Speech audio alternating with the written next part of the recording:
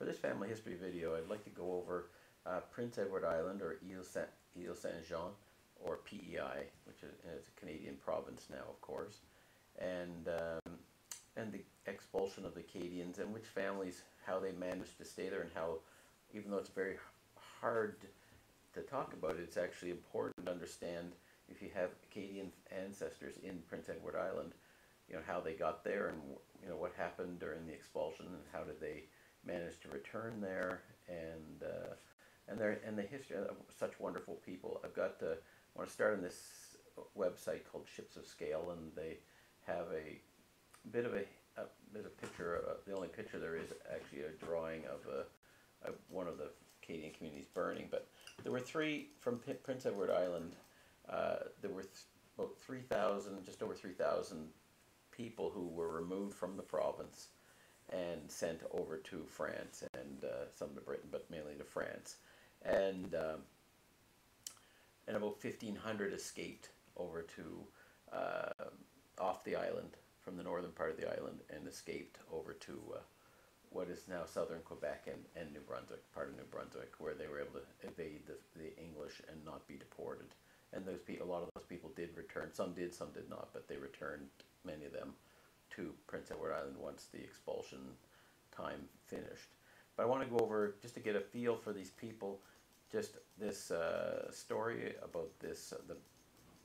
There were 3 ships that sank, so out of the 3,000 people that went overseas, almost half of them died on the voyage, either from disease or from shipwreck. And 3 ships were actually shipwrecked. And the most famous of those 3 was the Duke William, which, as it says here, sailed out in 1758.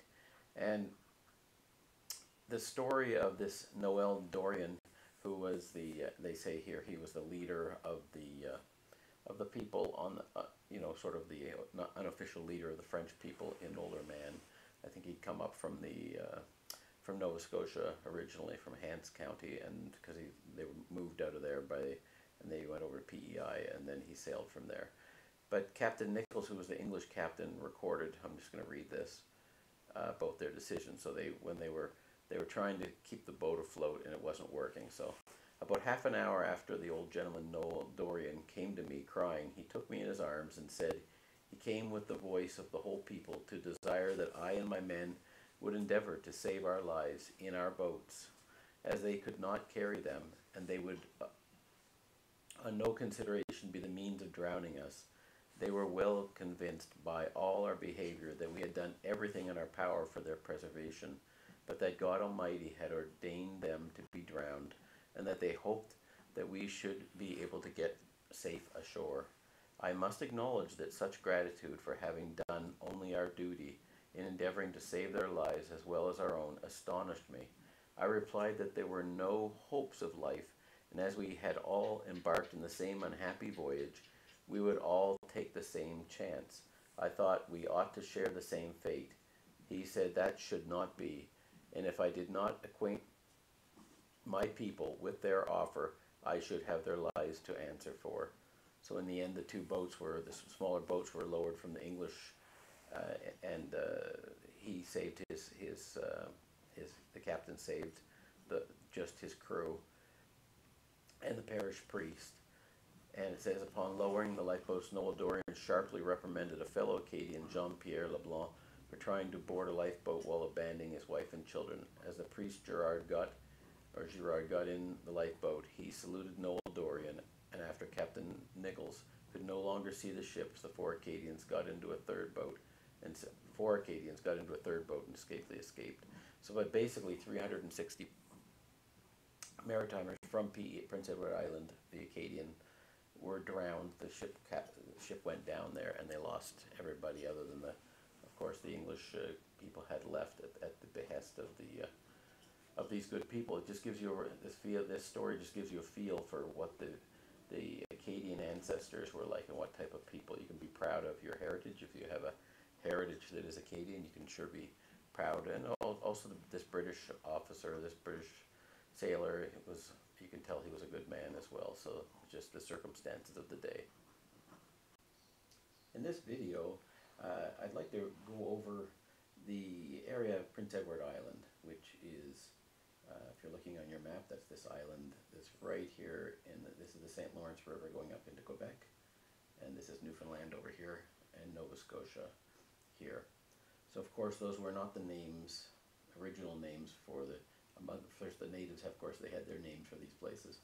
Then the French came and they had, for a couple hundred years, they had their names for these places, and now they're English because the English are in this, Canada's, in this part of Canada, it's pretty much English speaking. If you're up in this area up here, this is purely French speaking up here. So pretty much this is New Brunswick and this is Quebec. The border's right about here. So even these communities that are all along here, Caracat and Bathurst and Campbellton, and Tracadie, there's a lot of French-speaking communities there. There's still a lot of French-speaking people there. And as you move down, there's more English-speaking the closer you get to Moncton, which is down here, of course, that is English-speaking. There's French there, and English is a good French university there. Fredericton is English, and of course down here in St. John is very English. But these St. John and Fredericton were very main places where the French were, as they were in all of Nova Scotia and as they are in PEI. So in terms of PEI and the French, the families that were there, we'll just take a look at that area here. So here we have Prince Edward Island. Of course, there's a bridge there now to the mainland, but there was no bridge, of course, back hundreds of years ago. So again, this area was completely inhabited by the French. They started coming here in around the 1700 period in terms of starting to live there.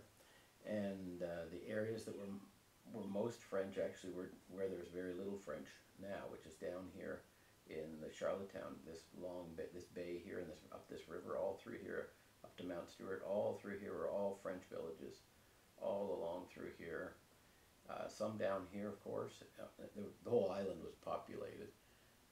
Rustico, which is Anne of Green Gables, and Cavendish, which are Anne of Green Gables area, was a big French area, as it was up here towards Summerside and up through this part of the island.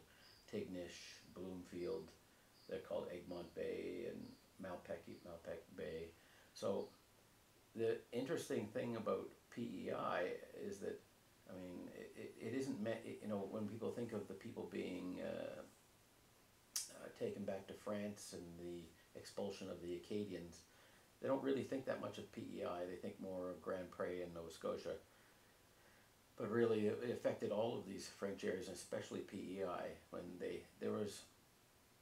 the English took over PEI after the fall of Louisburg in Nova Scotia, the PEI had at that time close to 4,000 to 5,000 inhabitants, and the English brought their boats and they thought they'd be able to take them all off. They thought there were 400 or 500, so they misjudged. But they did come in here and they put in prison and captured everybody that was in this part of PEI, sorry. All this area were captured in one fell swoop, and they took all of them were taken off the island over to Louisburg and then over to France. This area up here, the northwestern part of PEI, they could not or chose not to take those people at that time. And a lot of the French up in this area were fishermen as well as farmers, but a lot of fishermen. And they moved a lot of these, they knew it was coming, so they moved almost a third of the people that were here, so up to about 1,500 people escaped from here, all this area here, over to this area here, okay, and up into Quebec, this part of the lower southern, up into Quebec. So we'll bring that down here. So they escaped over here all the way up through into Quebec up in this area here. So if you're looking at family history for PEI, it's very, very much connected with the French in New Brunswick and the French in the southern part of Quebec. Because, and I'm going to just take this map out a little bit here. When the French left here, they weren't safe in this area here. They'd taken all the French out of this area as well as all of Nova Scotia, this part of Nova Scotia as well. So the French did not just come across the water here and then think they could escape the British. No, they went way up into here, Caraquet, and up into this area up here, and in the Gaspe of Quebec. And they were safe there for the winter. Of course, if they couldn't grow crops and they couldn't fish and do very much, and they weren't safe, they couldn't really live here. There are some accounts that maybe a few families lived in the woods in PEI for one winter is believable, they say, but really that they lived there for 4, 5, 6 years while this expulsion order was on, and they managed to live there and evade the French. It's not as likely as that the families went across to here, and then when the threat was gone, they came back again and settled again in PEI. Now, going into your family, if your family is from PEI, and they're French Canadian, Acadian French in PEI, you will find that there's really just a few centers where were found. One is right here in this North Rustico area. So when they came and resettled, they came back and settled there, because some of the people that had gone away with there's a few of them that went over here and into Saint-Pierre-Miquelon right here, and then they came back over here as well. So if you're looking at your family history, you'll find some family that have been born in the 1700s in Saint-Pierre-Miquelon, and they end up over in this part of PEI, okay? And so, but for generally speaking, the families that are linked, there's a huge link up of family and family names, as I said, between here and New Brunswick and the southern bit of Quebec. So in Quebec, they don't consider themselves Acadian, they're Quebecois. But the very southern bit of Quebec does have, of course, the same family. You'll find Gallants and Petes and all the family names that you're going to find in PEI for the French Acadian you're going to find over there as well. And so all these areas up here, Tignish, Bloomfield, Egmont Bay, all through here, Malpec, all these areas were French families. But you'll find as you're doing your family history that if you're doing Petes and Gallants, you'll find they'll be everywhere, but they're more in this area, and Martin. But if you're going into this area, you're going to find some of the other names, especially Arsenault.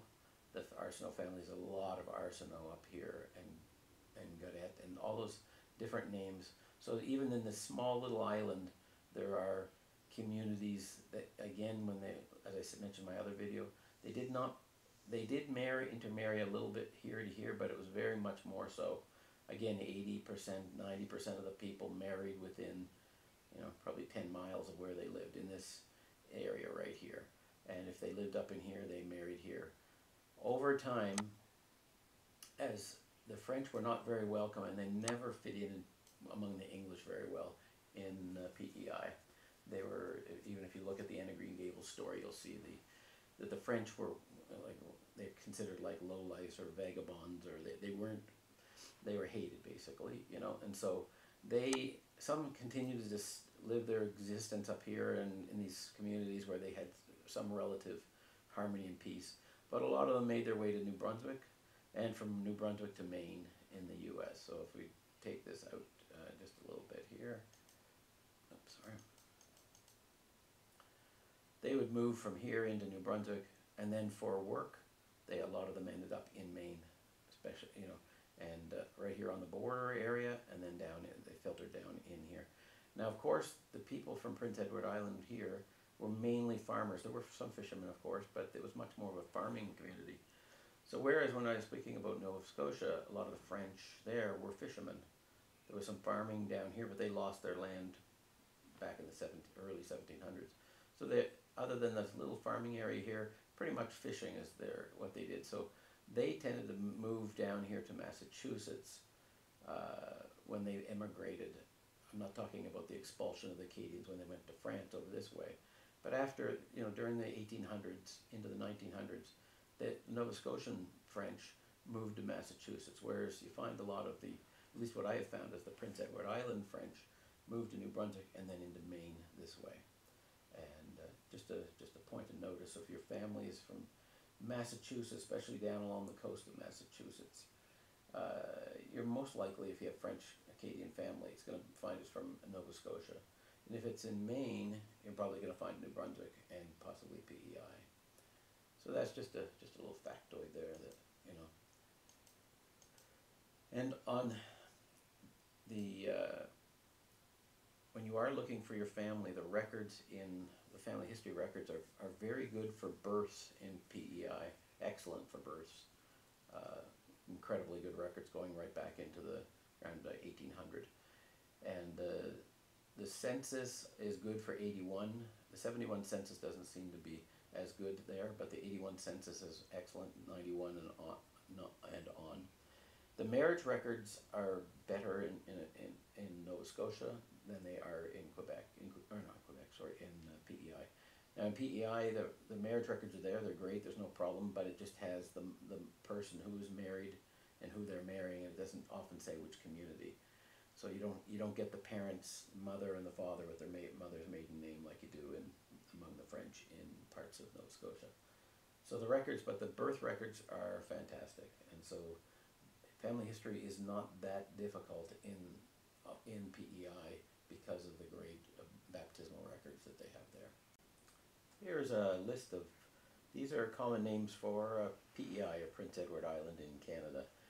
And these are the common French names of the ancestors that come from there. I'm going to just quickly mention that a lot more names were found in Prince Edward Island, last names, than these. So if you had records that were before the expulsion, so you know, basically pre 1750, 1754, 1753, 1758, that area.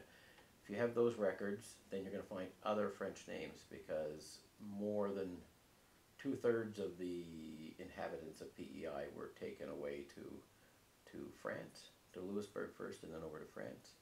And then another third of the people there, especially those that weren't living near what's present day Charlottetown or Port La Jolie, and this was called Ile St Jean, the PEI. But anyway, before the English came and did the resettlement, if you want to call it that, of the French, there were a lot of French people there, especially in around Charlottetown, up the rivers there and that kind of thing, settled. And they rounded all of them up. But the ones that they couldn't get to easily were up around the north part of the island, up around Malpeque, I think it's called Malpeque, Bedec and Malpeque and Tignish and that area.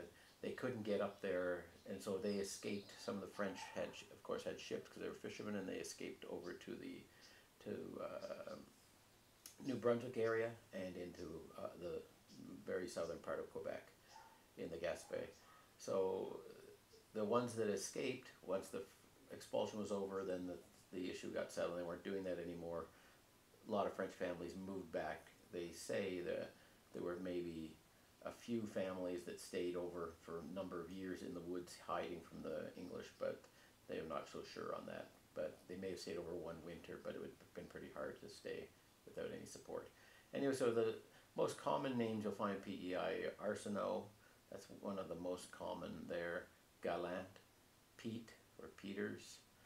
Those are, anyway, I'll scroll down this list here. Lots of Dorians, Gaudets,